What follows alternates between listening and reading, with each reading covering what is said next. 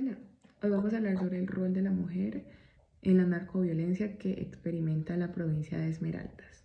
La provincia de Esmeraldas para 2022 fue considerada como un epicentro de homicidios en América Latina con 81 muertes por cada 100.000 habitantes y como dato es la segunda en Sudamérica después de Caracas, Venezuela. Esmeraldas es una provincia costera ubicada al norte del Ecuador y es parte del límite fronterizo entre Ecuador y Colombia.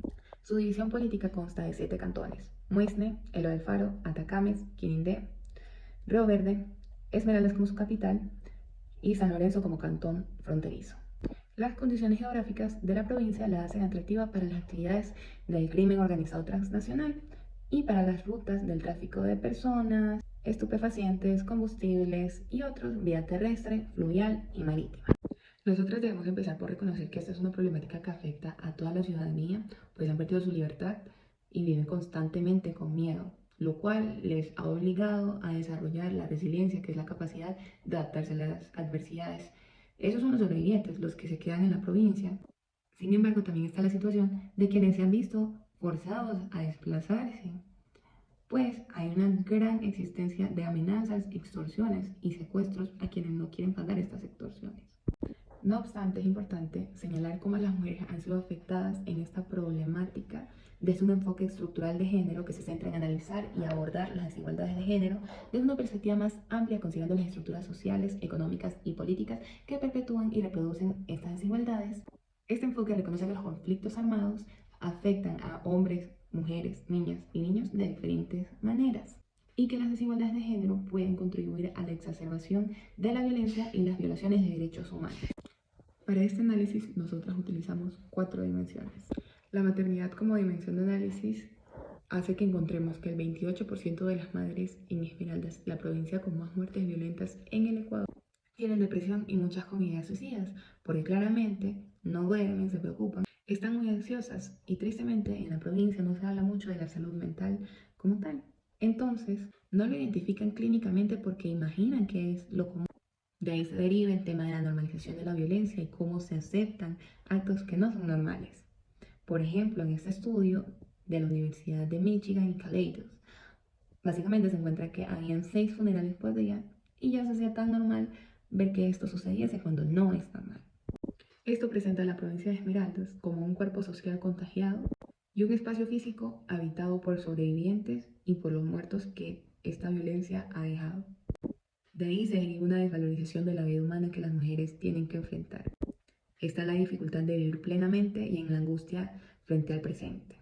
Las madres experimentan cargas emocionales y psicológicas significativas al perder familiares, amigos o parejas debido a la violencia asociada con el narcotráfico. El duelo, la ansiedad y la depresión son las respuestas más comunes a esta pérdida.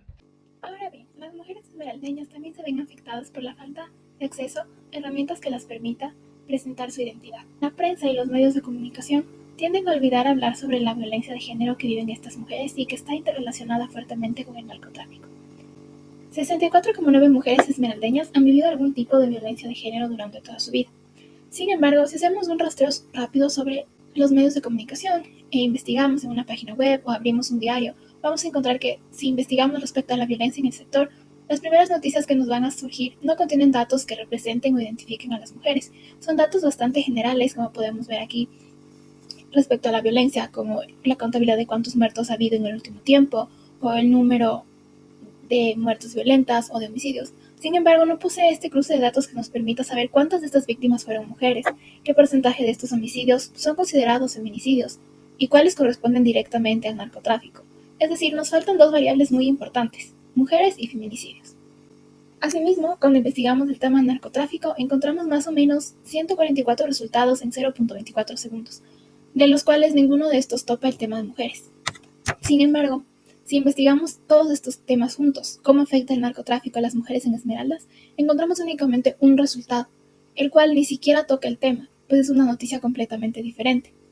Claramente existe un sesgo geográfico al momento de representar las noticias, y este sesgo afecta sobre todo a las mujeres las cuales no poseen una visibilización suficiente en los medios de comunicación. Entre agosto de 2014 a julio de 2022 se reportaron 843 mujeres víctimas de delitos contra la vida en Esmeraldas, de los cuales 46,6 responden a la escala de violencia que trajo consigo el narcotráfico, como el sicariato, el homicidio y el asesinato. Estos datos no se encuentran reflejados en la mayoría de los medios de comunicación, como pudimos ver anteriormente, debido al sesgo que estos presentan. Asimismo, estudios han mostrado que los hombres y las mujeres son presentados de formas diferentes en los medios de comunicación. Esto se reitera en diferentes países, no solamente es un caso que esté pasando aquí en Ecuador o en Esmeraldas. La escasa presencia de las mujeres y las narrativas a las cuales ellas viven y los textos que refuerzan los papeles tradicionales se ven bastante repetitivos en los medios de comunicación.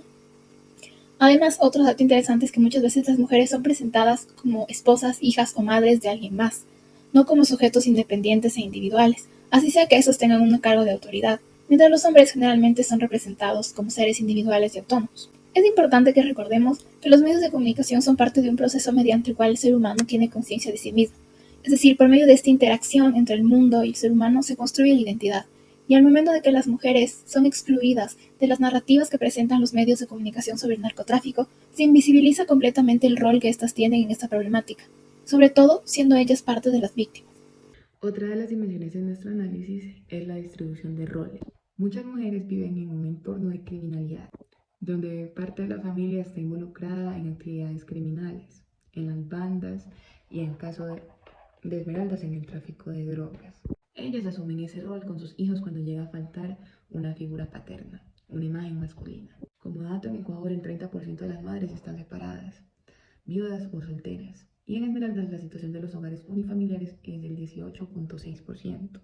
La violencia y la inseguridad asociadas con el narcotráfico pueden tener impactos significativos en la dinámica familiar y la estabilidad emocional. Con la ausencia o la disminución de la expectativa de vida de los hombres, las mujeres necesitan asumir el papel más activo en el hogar, en la fuerza laboral para mantener a sus familias. Y esto puede requerir adaptación a nuevas ocupaciones y la búsqueda de oportunidades económicas. Y de lo que se habla aquí es de la importancia de asumir este rol de ser la proveedora y de ser la única encargada del hogar. Las redes de apoyo disminuyen porque hay mucha desconfianza dentro de la sociedad. Y las mujeres, al tener que trabajar y no tener un apoyo, básicamente los hijos se quedan solos. Y entonces la crianza empieza a ser un problema porque trabajar y criar a la vez es muy difícil siendo mamá soltera. Y más que ser soltera es no tener redes de apoyo. Y por ende esto hace que aumente la vulnerabilidad de las mujeres en el entorno familiar. Porque no solamente tienen que criar, sino también proveer sin redes de apoyo existentes. Otro punto, además del rol de las mujeres en este tema de narcotráfico en Esmeraldas, es el cuidado personal. Se han identificado dos ejes súper importantes. Primero, que en el narcotráfico se da un sometimiento total del cuerpo de las mujeres. Esto como un resultado de las narrativas del cuerpo como territorio. Dominar el cuerpo de la mujer es igual a dominar un territorio o un espacio físico. Sobre todo porque estas son quienes dan a luz, quienes tienen hijos y quienes ocupan los espacios con sus familias. Por ello, el sometimiento del cuerpo de las mujeres es parte de los procesos de violencia. Se ha investigado y se ha demostrado que, por ejemplo, si es que las parejas de estas mujeres tienen algún negocio ilícito, estas tienden a callarse, porque dependen económicamente de ellos. Asimismo, estas mujeres sufren de una violencia multidimensional, desde su cuerpo, el sistema y las políticas públicas. De esta forma, todos estos entes colaboran a mantener control sobre este cuerpo y este territorio de la mujer. Women Across Frontiers Administrator nos dice que las mujeres son peones, utilizadas y manipuladas y hasta acorraladas por la necesidad. Las bandas identifican estas carencias y en el caso de los migrantes saben cómo buscarlas. Y les pintan como algo sencillo y de una sola vez. A diferencia de lo que muchos de nosotros hemos visto en las series o en las películas, cuando una mujer se involucra directa o indirectamente en narcotráfico, esta se convierte directamente en ser la última división de trabajo de estas bandas, en el cual su cuerpo es utilizado para lograr los fines que tengan estos grupos sociales. La violencia afecta de distintas maneras a los distintos grupos etarios y sociales.